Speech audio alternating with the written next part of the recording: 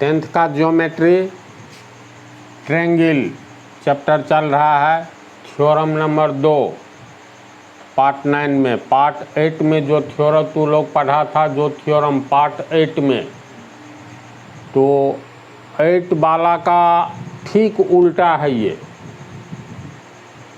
जैसे 8वां theorem, part 8 का पहला थ्योरम किताब के अनुसार 6.1 ये था, जो यदि किसी त्रिभुज के एक भुजा के समानांतर कोई दूसरी रेखा खींची जाए, यानी त्रिभुज के किसी एक भुजा के समानांतर दूसरी रेखा खींची जाए, तो वह रेखा त्रिभुज की शेष दो भुजाओं को समान अनुपात में काटती है।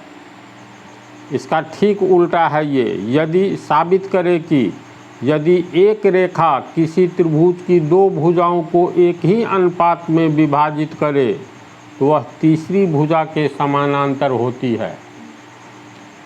इससे पहले वाला थ्योरम में देखो क्या था,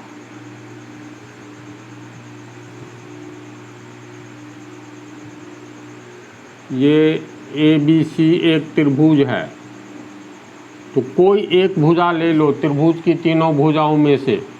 तो मान लिया कि BC के हम लोग BC लिए, तो त्रिभुज की एक भुजा के समानांतर यानी BC के समानांतर कोई दूसरी रेखा खींचते हैं।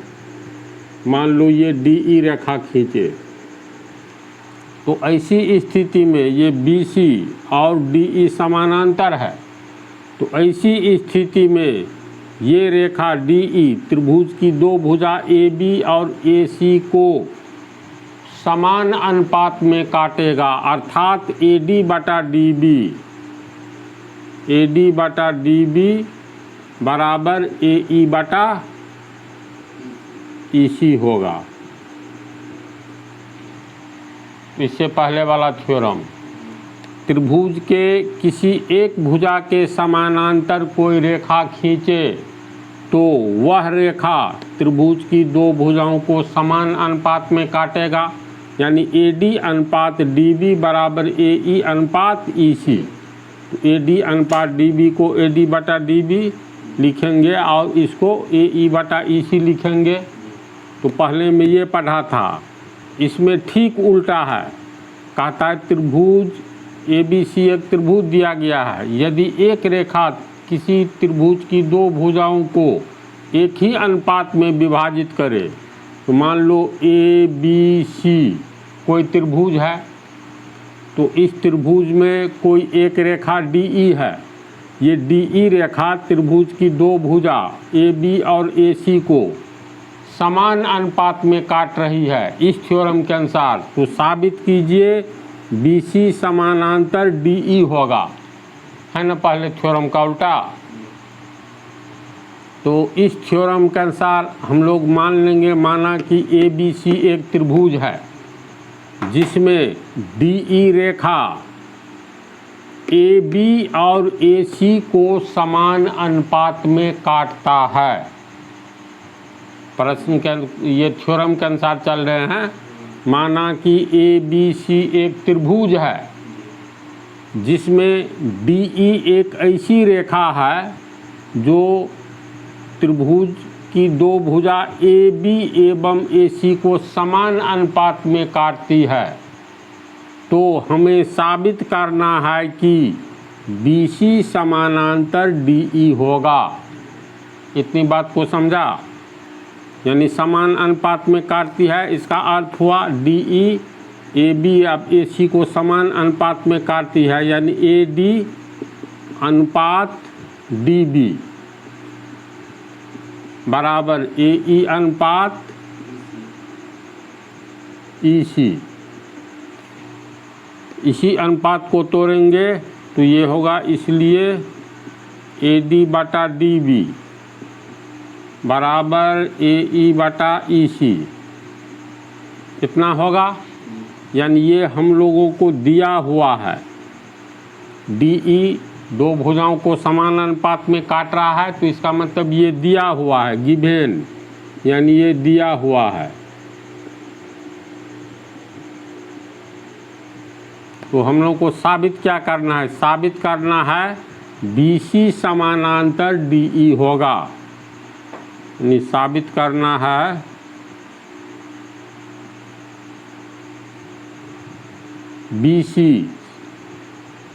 BC समानांतर DE होगा, ये साबित करना है। तो BC समानांतर DE होगा, ये साबित करना है। तब बनावट में, बनावट मीन्स अपने ओर से जो इस चित्र में बनाएंगे उसको बनावट यानी कंस्ट्रक्शन कहेंगे। तो बनावट में हम लोग AC पर कोई बिंदु ले लेते हैं। मान लो ये बिंदु ले लिए, ये इसका नाम E1 रखते हैं। तो ये D को E से मिला देंगे, यानी BC के समानांतर एक DE डैश, इसको E डैश बोलो, BC के समानांतर बनावट में, कंस्ट्रक्शन में BC के समानांतर एक DE डैश एक रेखा खींचा। तो चूंकि BC के समानांतर DE1 है, तो इसका अर्थ क्या हुआ? त्रिभुज ABC में BC के समानांतर ये DE1 है। तो किसी भी त्रिभुज में, पहले थ्योरम के अनुसार, किसी भी त्रिभुज के एक भुजा के समानांतर कोई रेखा खींची जाए तो वह त्रिभुज की दो भुजाओं को समान अनुपात में काटता है। तो DE1 समानांतर खींचे हैं BC का, ये लिख दिए हैं, नहीं लिखे हैं।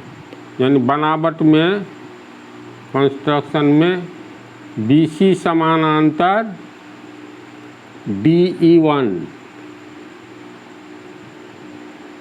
खींचा। तो हम लोग को साबित करना है ये तो साबित करना है, लेकिन बनावट में ये जो खींचे हैं, अब इसका अर्थ समझो। किसी भी त्रिभुज में एक भुजा के समानांतर कोई दूसरी भुजा खींची जाए, जो हम लोग DE1 खींचे हैं, तो वह शेष दो भुजाओं को समान अनुपात में काटेगा। तो इसका अर्थ हुआ AD बटा DB बराबर AE1 बटा E1C। कितना होगा? चूँकि समानांतर खींचे हैं, देखो साबित करना है BC समानांतर DE, इस पर नहीं जाएंगे। हम लोग एक नया समानांतर रेखा खींचे हैं जो BC के समानांतर DE1 है। तो पहला थ्योरम के अनुसार इतनी बात होगी। और ये जो दिया हुआ है इसको हम लोग समीकरण 1 मान लेते हैं, यानी DE रेखा दो भुजाओं को समान अनुपात में काटती है। तो इसके आधार पर ये जो निकला है इसको समीकरण 1 मान लिए, जो दिया हुआ है। इसमें जब DE1 समानांतर रेखा BC के खींचे तो ये समीकरण आया, इसको समीकरण 2 मान लो। तो समीकरण 1 AD बटा DB बराबर इतना है, समीकरण 2 में AD बटा DB बराबर इतना है। तो समीकरण 1 और 2 से ये और ये बराबर होगा, समझ रहा है ना? तो समीकरण 1 एवं 2 से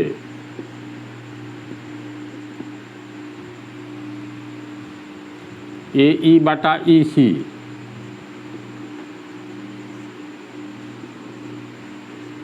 बराबर AE1 बटा E1C।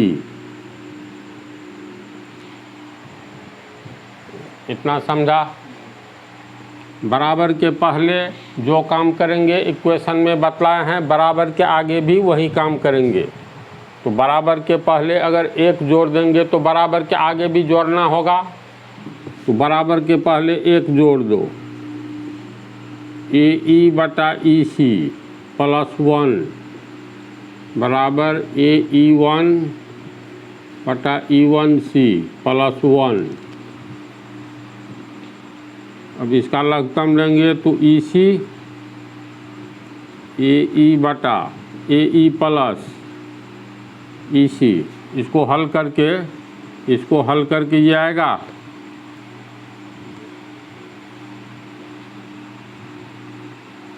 इसको हल करके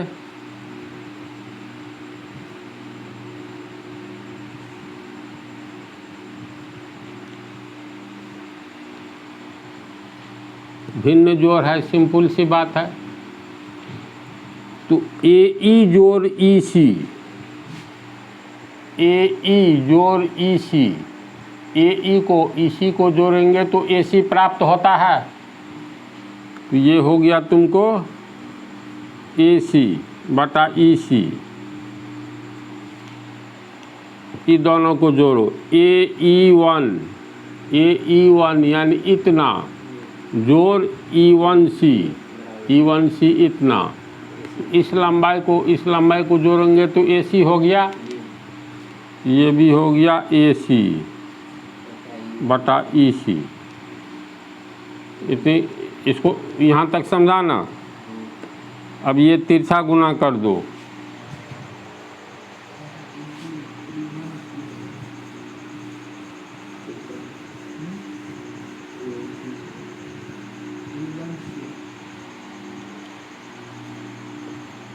यहाँ पे E1C है सेकेंड नंबर में, AC बाई RHS। हाँ यहाँ हाँ वो छूट गया, इतना है। तो ये हो, दोनों को गुना करेंगे, AC गुने E1C, ये तो इक्वेशन है। EC गुने AC, EC गुने AC, E1C बराबर EC गुने AC बटा AC होगा। AC कट गया और E1C बराबर EC।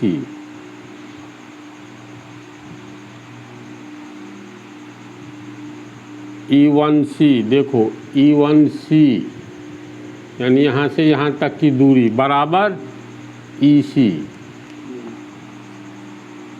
E1C इसको हम लोग क्या लिख सकते हैं, इतना को E1C को E1E यानी ये दूरी जोड़ EC, E1C यहाँ तक की दूरी को लिख सकते हैं ना।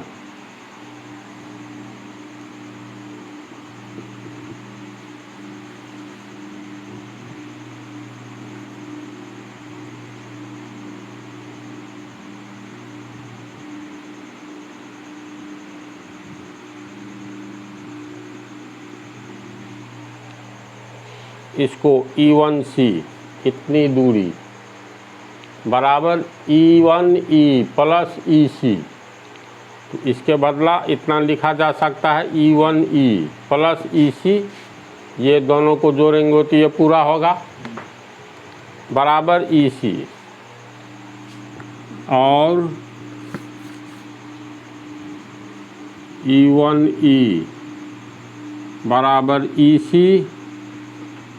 ये इधर जाएगा प्लस वाला तो माइनस होगा EC, इसीलिए E1E बराबर 0 हो गया। अब बोलो E1E ये दूरी शून्य है, वास्तव में है नहीं है, शून्य से ज़्यादा है, कुछ न कुछ सेंटीमीटर तो है। तो हम लोग को लेकिन निकला है E1E बराबर 0। इसका अर्थ हुआ E1E बराबर 0 का अर्थ हुआ दोनों के बीच में कोई दूरी ही नहीं है, नहीं न है। अगर हम लोग मान लो ये सरल रेखा लिए AB, तो कुछ न कुछ तो दूरी है न जी। देखो ये तर्क वाला है, लास्ट में तर्क है इसमें, इसलिए अच्छा से समझ लो। तो AB मान लो ये 5 cm है, तो कुछ तो दूरी है, ए और बी के बीच में दूरी को घटाते जाएंगे। तो 5 से यहाँ 4 आएगा, फिर 3 आएगा, फिर 2 आएगा, फिर 1 आएगा, फिर 0 आएगा। अगर लिखा रहे ए बी बराबर 0 तो किस तरह की रेखा खींचोगे? किसी भी सरल रेखा को खींचने के लिए हमें 2 बिंदु चाहिए, तो 2 बिंदु चाहिए। तो ए बी बराबर जैसे दिया हुआ है, ए बी बराबर 5 सेंटीमीटर। इसका मतलब एक सरल रेखा 5 सेंटीमीटर का खींचो, प्रारंभिक बिंदु ए, अंतिम बिंदु बी, तो ए बी 5 सेंटीमीटर। अगर ए बी बराबर 0 दिया हुआ है तो क्या करोगे? तो इसका अर्थ है ए और बी ऐसा 2 बिंदु है जिसके बीच में दूरी है ही नहीं। जैसे एक बिंदु ए लेंगे और ए बी के बीच में दूरी 0 है, इसका मतलब थोड़ा भी हट करके लिखेंगे कहीं भी तो कुछ न कुछ तो दूरी हो जाएगी। यहीं लिखेंगे, बी लिखेंगे इसको, तो इसका अर्थ है दोनों के बीच में कोई दूरी हो गया, 0 नहीं है। तो इसका अर्थ ये है बिंदु ए और बिंदु बी, ए बी बराबर 0 है तो बिंदु ए और बिंदु बी एक ही जगह पर एक बिंदु है, दोनों के बीच में कोई दूरी नहीं है। इस हिसाब के अनुसार अभी जो E1E ये जो 0 आया है, इसका मतलब E1 बिंदु E पर है, दोनों बिंदु एक ही जगह है ना। तो जब दोनों बिंदु एक ही जगह है और DE1 ये E1 बिंदु यहाँ पर है या ये E यहाँ पर है, चूँकि हम लोग माने हैं DE1 समानांतर रेखा है, BC के समानांतर DE1 खींचे हैं बनावट में। तो बनावट में खींचे हैं तो जब DE1 समानांतर है, E1 बिंदु E पर है, E1 बिंदु E पर है, तो इसका अर्थ है DE और DE1 संपाती रेखा है। संपाती रेखा उस रेखा को कहते हैं जब एक सरल रेखा पर दूसरी सरल रेखा अध्यारोपित हो यानी स्थित हो, एक सरल आच्छादित हो। एक सरल रेखा ए बी लिए, एक दूसरी सरल रेखा लेंगे ए सी, ए बी ये रेखा है, एक दूसरी रेखा लेंगे डी ई। तो D E Rekha A B रेखा एक दूसरे को पर स्थापित है, तो कहेंगे डी ई और ए बी संपाती रेखा है। तो जब E1 बिंदु यहाँ पर होना चाहिए बिंदु E पर, चूँकि दोनों के बीच में दूरी नहीं है, तो E1 को या तो E पर होना चाहिए या इस E को इस पर होना चाहिए, यानी ये दोनों एक ही रेखा है। और चूँकि DE1 को समानांतर माने हैं BC के, तो ये यहाँ पर आएगा तो DE समानांतर BC हुआ और DE1 समानांतर भी BC हुआ। इस रेखा को उठा करके DE को उठा करके दोनों के बीच में दूरी नहीं है, क्योंकि E1E 0 हो गया, तो इसका अर्थ है DE1 ऐसे होगा। E1 भी यही बिंदु है और E भी यही बिंदु है, तो तब न दूरी 0 होगा। तो इसलिए DE1 एवं DE संपाती रेखा है। चूँकि DE1 BC के समानांतर है, इसीलिए DE भी BC के समानांतर है। तर्क समझा?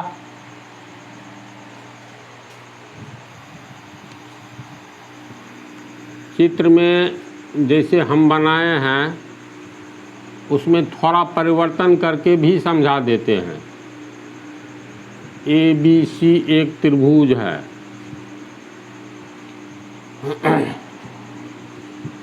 जिसमें दिया हुआ है किसी रेखा BC के समानांतर लो या AB या AC, समानांतर नहीं लेना है। यदि एक रेखा किसी त्रिभुज की 2 भुजाओं को एक ही अनुपात में विभाजित करे, तो ये रेखा ले लेते हैं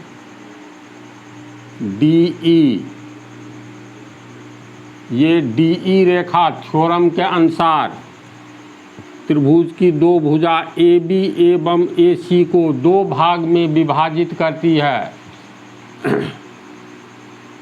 एक ही अनुपात में विभाजित करती है। डी ई रेखा ये दोनों भुजा को एक ही अनुपात का अर्थ हुआ ए डी अनुपात डी बी कहो या ए डी बटा डी बी बराबर ए ई बटा ई सी, तब न विभाजित कर रही है समान अनुपात में। तो ए डी बटा डी बी बराबर हो गया ए ई बटा ई सी, समान अनुपात में विभाजित कर रही है। इसके आधार पर ये निकला, तो इसका अर्थ ये दिया हुआ है, इसको मान लेंगे समीकरण 1, ये थ्योरम के अनुसार दिया है। तो साबित करना है DE समानांतर BC होगा।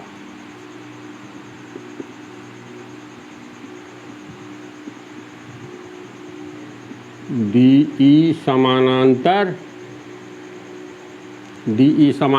BC होगा, ये साबित करना है।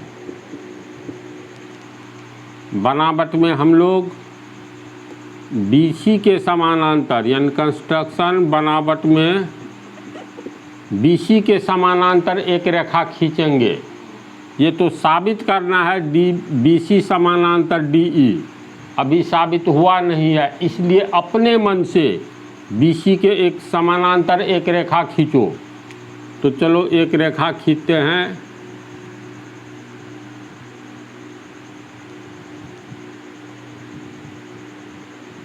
ई डैश E1 मान लिए, तो BC समानांतर DE1,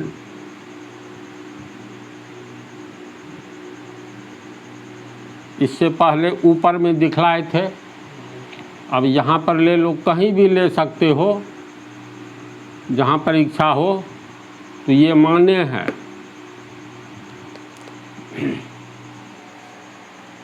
अब साबित करना है DE समानांतर BC, तो अब प्रूफ यानी सबूत में लिखेंगे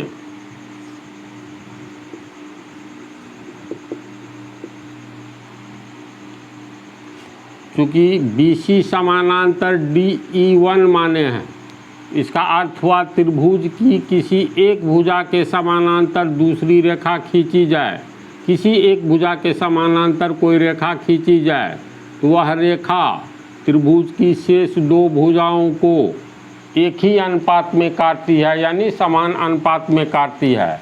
तो इसके अनुसार AD बटा DB बराबर कितना होगा? तो AE1 बटा E1C, AE1 बटा E1C इतना होगा। इसको मान लेते हैं समीकरण 2। अब समीकरण 1 में भी AD बटा DB का मान है, समीकरण 2 में भी AD बटा DB का मान दिया हुआ है वैल्यू। तो समीकरण 1 और समीकरण 2 से ये दोनों बराबर होगा, AE बटा EC बराबर AE1 बटा E1C। तो समीकरण 1 एवं 2 से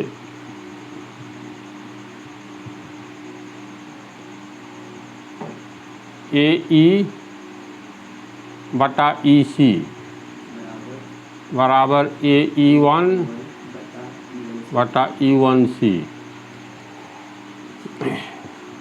इसको हम लोग दोनों ओर एक जोड़ेंगे, कोई अंतर नहीं पड़ेगा, नहीं पड़ेगा।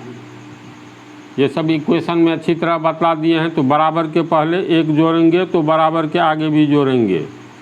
AE बटा EC प्लस 1 बराबर AE1 बटा E1C प्लस 1। तो ये हो गया तुमको भिन्न जोड़। तो भिन्न जोड़ हो गया तो इसमें ज़्यादा माथा लगाना नहीं है।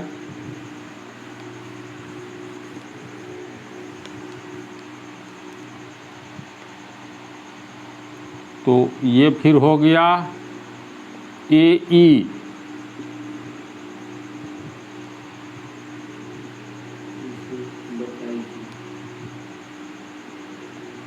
इसको हल करके इतना आएगा, फिर बराबर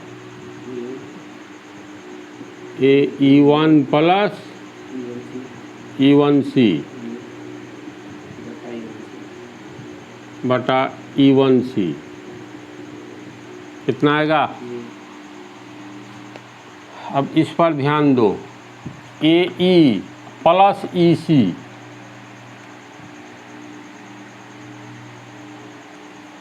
AE अब प्लस EC, तो AE या प्लस EC बराबर AC हो गया। तो ये हुआ AC बटा EC। फिर इधर दोनों को जोड़ो, AE1 यहाँ तक और जोड़ E1C इतना में इतना जोड़ेंगे तो पूरा हो गया AC। तो AC बटा E1C अलग नीचे में खींचे हैं, तो इसको समझ रहे हैं ना अच्छी तरह।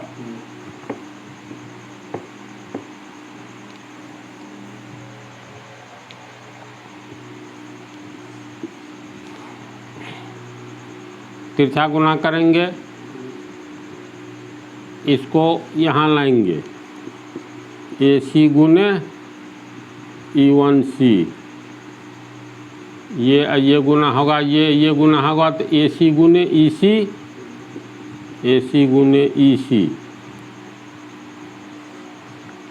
E1C को रख लेंगे, तो ये गुना है जो आगे बटा में जाएगा, इक्वेशन है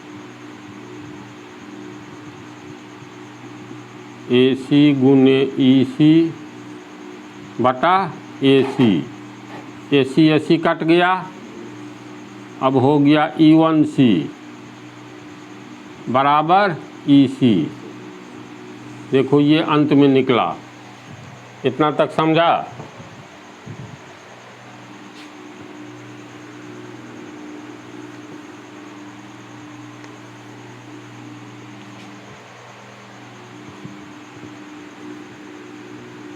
E1C बराबर EC। अब यहाँ पर देखो E1C और EC दोनों का हता है बराबर है, तो इसको हम लोग E1C EC कितना है, E से C तक, तो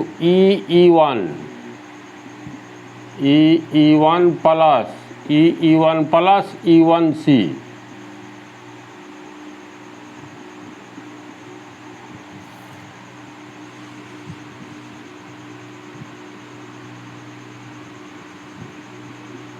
E1C अब प्लस E1C पीछे आएगा तो माइनस हो जाएगा, इक्वेशन है E1C बराबर ये बच गया